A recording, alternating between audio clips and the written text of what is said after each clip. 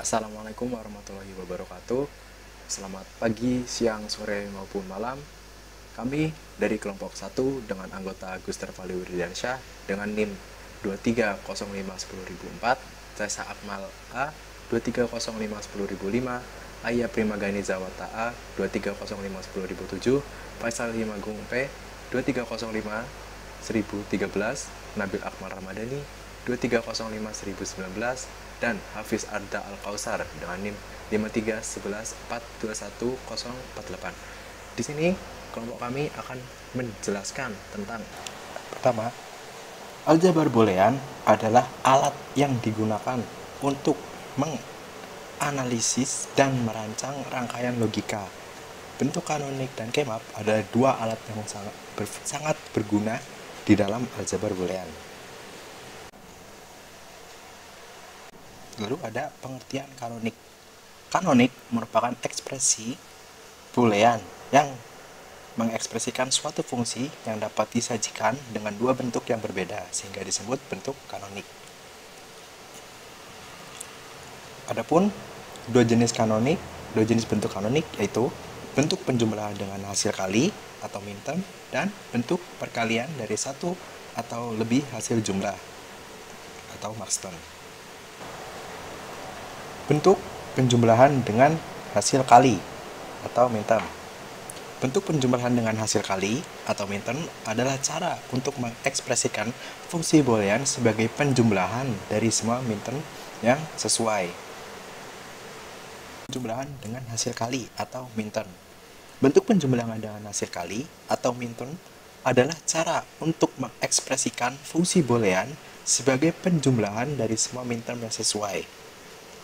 Atau suku dalam ekspresi boolean yang mengandung semua variabel dan komplemennya dalam bentuk perkalian. Misalnya, contoh suatu fungsi boolean adalah f x y z itu x aksen y aksen z aksen tambah x y aksen tambah z tambah x y z. Maka mintermnya adalah x aksen y aksen z aksen x y aksen z x y z, yang lalu dimasukkan dalam bentuk penjumlahan dengan hasil kali untuk fungsi boolean f x y z. Maka hasilnya adalah x y aksen z tambah x y aksen z tambah x y z. Yang kedua ada bentuk perkalian dari satu atau lebih hasil jumlah atau maxterm. Bentuk perkalian dari satu atau lebih hasil jumlah atau maxterm adalah cara untuk mengekspresikan fungsi boolean sebagai perkalian dari semua maxterm yang sesuai, atau suku dalam ekspresi boolean yang mengandung semua variabel dan komplemennya dalam bentuk penjumlahan. Jadi, jika suatu fungsi boolean itu adalah f x y z, x tambah y tambah z tambah x tambah y aksen tambah z aksen tambah x tambah y tambah z aksen, maka maxtermnya adalah x y z tambah x y aksen tambah z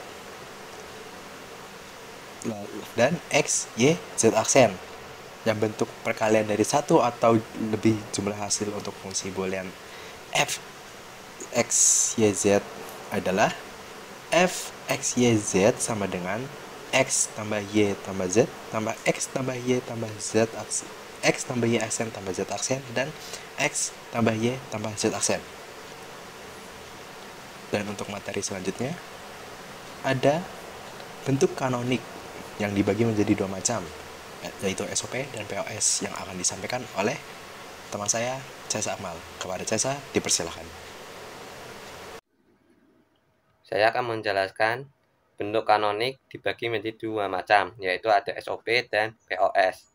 SOP singkatan dari sum of product, yang merupakan penjumlahan dari hasil kali yang dibentuk dari dua atau lebih dari fungsi n yang di-or-kan di dalam tanda kurung, dan di dalam tanda kurung tersebut terdiri dari dua atau lebih variabel. Tiap suku dalam SOP disebut minterm. Contohnya, fungsi dari x, y, z adalah suku minterm di-or-kan dengan suku minterm lainnya. Berikutnya ada POS, singkatan dari product of sum, merupakan perkalian dari hasil jumlah yang dibentuk dari dua atau lebih fungsi OR yang di-n-kan di dalam tanda kurung, dan di dalam tanda kurung tersebut terdiri dari dua atau lebih variabel. Tiap suku dalam SOP disebut maxterm.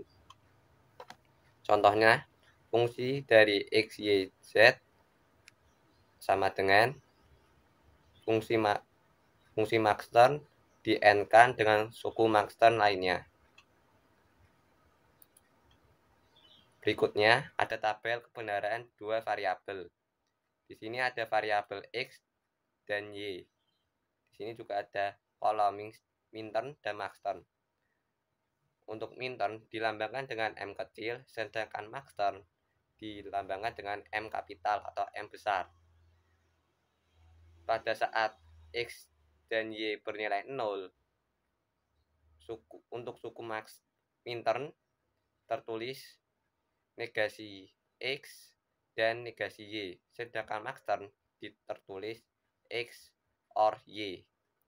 Sedangkan saat nilai X, variabel X dan Y bernilai 1, suku minterm akan tertulis X and Y, sedangkan untuk maxterm tertulis negasi X or negasi Y.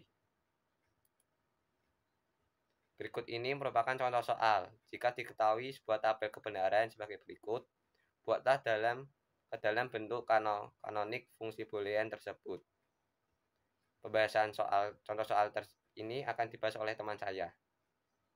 Selanjutnya itu adalah penyelesaian dari soal pada slide sebelumnya, yaitu langkah yang pertama menentukan SOP dan POS dari tabel kebenaran tersebut dengan cara melihat nilai akhir dari tabel kebenaran. Jadi kata kuncinya yaitu jika bernilai 1 maka dia SOP, jika bernilai 0 maka dia POS. Jadi dilihat dari tabel yang sudah diberikan pada soal, kita bisa melihat hasilnya itu ada yang 1, ada yang kosong, ada yang 1. Jadi bisa disimpulkan bahwa kalau yang 1 itu SOP dengan lambang M kecil kosong, terus yang kosong ini dia tipenya POS, maka lambangnya M besar 1, 2, 3, 4. Terus ada yang angka hasilnya 1 juga, berarti dia SOP, maka simbolnya M kecil 5. Terus selanjutnya ada 0 POS, jadi M6, M kapital 6, dan M7. Selanjutnya yaitu cara mencari pos. Pos kan tadi nilainya 0 kan ya, maka kombinasi nilai-nilai pengubah yang menghasilkan nilai fungsi sama dengan 0 adalah 001, 010, 011, 101, dan 110. Dari tabel di atas kita bisa lihat kalau yang 1 itu nilai X, Y, Z nya itu nggak usah dipakai, jadi yang dipakai itu cuma yang hasilnya 0, jadi bisa dihasilkan 000, selanjutnya 010, 011, dan seterusnya. Fungsi booleannya dalam bentuk kanonik POS bisa dilihat dari tabel di pojok kanan atas. Kalau 000 dilihat pada tabel 000, maka bentuk sukunya itu X plus Y plus Z, yaitu dalam bentuk maxterm, yang artinya dia berarti itu dikali tapi di dalamnya ada terus selanjutnya kan 010 dilihat di tabel berarti bentuknya X plus Y aksen plus Z, dan seterusnya. Atau dalam bentuk lain atau menggunakan lambang faktornya, yaitu menjadi F X, Y, Z sama dengan M besar 0, M besar 2, M besar 3, dan seterusnya. Terus notasinya yaitu Pi 0, 2, 3, 5, 6. Selanjutnya cara mencari SOP-nya ini kebalikan dari POS. Kalau POS kan kosong, kalau SOP itu 1. Jadi kombinasi nilai-nilai pengubah yang menghasilkan nilai fungsi sama dengan 1 adalah 001, 100, dan 111. Jadi yang kosong tadi nggak usah dipakai, yang nilai X, Y, Z nya yang dipakai itu yang hasilnya 1, berarti ada 001, 100, dan seterusnya. Terus fungsi booleannya dalam bentuk kanonik SOP juga bisa dilihat dari tabel di pojok kanan atas, yaitu kalau 001 berarti bentuknya kan minterm, jadi bisa dilihat 001 itu S aksen, Y aksen, Z. Ini dikali dulu, habis itu dijumlah. Terus 100 itu sukunya menjadi X, Y aksen, Z aksen, dan seterusnya. Terus kalau menggunakan lambang minterm itu berarti F S, Y, Z sama dengan M1 plus M4 plus M7. Terus kalau menggunakan notasi, yaitu notasi pada SOP itu sigma 1,4,7. Selanjutnya yaitu membahas tentang materi keymaps. Pengertian keymaps adalah merupakan singkatan dari Karnaugh map atau peta Karnaugh. Adalah sebuah teknik atau metode grafis yang digunakan untuk menyederhanakan persamaan logika boolean. Atau keymaps juga bisa disebut sebagai metode grafis untuk penyederhanaan fungsi boolean berbentuk peta atau diagram yang terbentuk dari kotak-kotak yang mempresentasikan sebuah minterm. Metode peta Karnaugh ini ditemukan oleh fisikawan Amerika yang bernama Maurice Karnaugh pada tahun 1953. Selanjutnya akan dijelaskan oleh teman saya. Yaitu selanjutnya bentuk gerbang logika.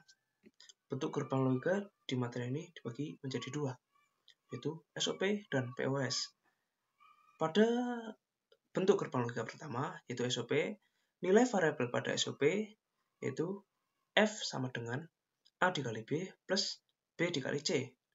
Yang kedua, bentuk gerbang logika POS, nilai variabel pada POS F sama dengan dalam kurung A plus B dikali dalam kurung B plus C.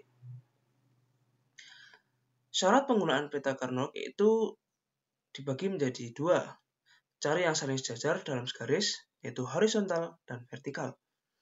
Dalam contoh seperti ini, diambil bahwa variabel yang digunakan itu vertikal, 1 dan 1 menunjukkan severtikal. Kedua yaitu cari yang saling berdekatan, bisa meminjam variabel yang sudah dipakai.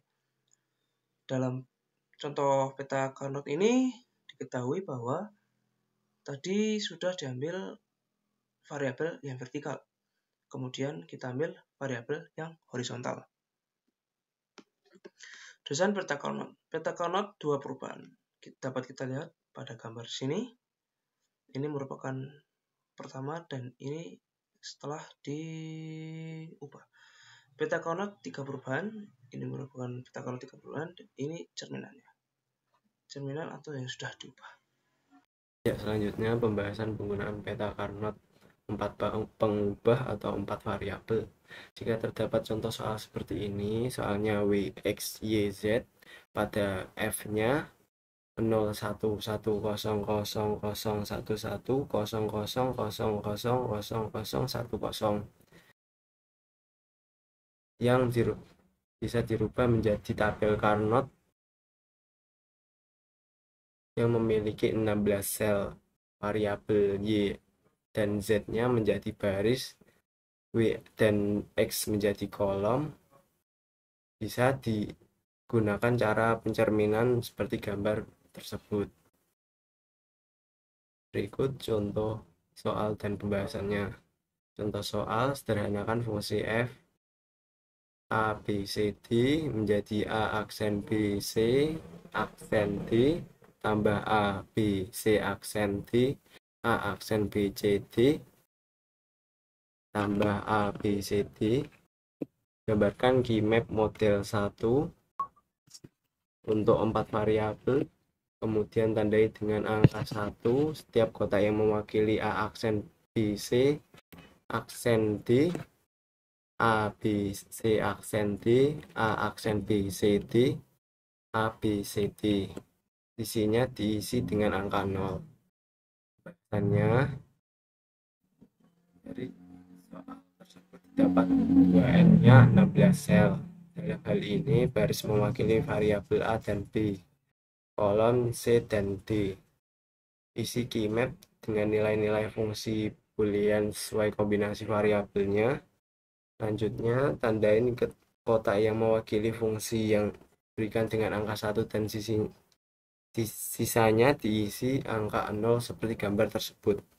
Jadi hasil penyederhanaannya fungsi A, B, C, D menjadi BD. Ya, selanjutnya pengertian don't care. Kondisi don't care merupakan kondisi di mana ada beberapa kombinasi variabel input yang tidak selalu dinyatakan nilai outputnya. Keadaan di mana nilai outputnya tersebut bisa berlogik 1 atau berlogik 0 yang disimbolkan dengan huruf X. Ya, selanjutnya akan disampaikan oleh teman saya. Selanjutnya, terdapat beberapa langkah-langkah dalam penggunaan don't care. Langkah yang pertama, kita dapat menentukan terlebih dahulu keadaan don't care-nya. Lalu kita dapat menuliskan nilai-nilai dari don't care tersebut. Langkah selanjutnya kita harus memperhatikan dalam proses penyederhanaannya. Langkah terakhir kita harus memeriksa solusi yang telah dihasilkan. Lalu kita beralih kepada contoh soal. Jadi ada keadaan don't care. Contoh soal yang pertama, minimalisasi fungsi boolean berikut dalam bentuk baku SOP dan bentuk baku POS. F, W, X, Y, Z sama dengan 0, 4, 8, 9, 13. Dengan kondisi don't care adalah D dalam kurung W, X, Y, Z sama dengan 1, 12, 15. Langkah pertama yang harus kita lakukan adalah kita membuat tabel kebenarannya terlebih dahulu, yaitu dari W, X, Y, Z, dan kemudian F. Setelah kita menentukan tabel kebenarannya, kita membuat tabel kernelnya. W, X, lalu Y, Z, 0, 0. Kalau W, X-nya 0, 0, Y, Z-nya 0, 0, bernilai 1. 0, 0, 01 bernilai X, dan seterusnya. Lalu kita kelompokkan. Dalam pengelompokan, keadaan don't care ini kita misalkan dengan 1. Tetapi kita tidak boleh mengelompokkan keadaan don't care ini dengan sesama don't care. Jadi semuanya don't care gitu nggak boleh. Jadi kita harus mengelompokkan dengan keadaan 1 yang bukan don't care. Maka hasil dari penyederhanaan tersebut adalah SOP-nya F, W, X, Y, Z sama dengan Y aksen, Z aksen, ditambah W, Y aksen. POS-nya F, W, X, Y, Z sama dengan Y aksen dalam kurung Z aksen tambah W. Jadi bentuk POS ini merupakan hasil perkalian dari bentuk SOP. Lalu beralih kepada contoh soal key map, di mana kita diminta untuk menyederhanakan fungsi berikut dalam bentuk minimal SOP dengan menggunakan key maps. F, A, B, C, D sama dengan M, 1, 2, 6, 7, 8, 13, 14, 15, plus D, 3, 5, 12. Langkahnya yaitu kita membuat tabel kernelnya A, B, C, D. Lalu kita menentukan, kita mengelompokkan keadaan don't care-nya dengan 1. Maka akan didapatkan hasil dari SOP-nya. Begitu saja, kurang lebihnya mohon maaf. Bila ada kesalahan mohon dimaafkan. Wabillahi taufiq wal hidayah. Wassalamualaikum warahmatullahi wabarakatuh.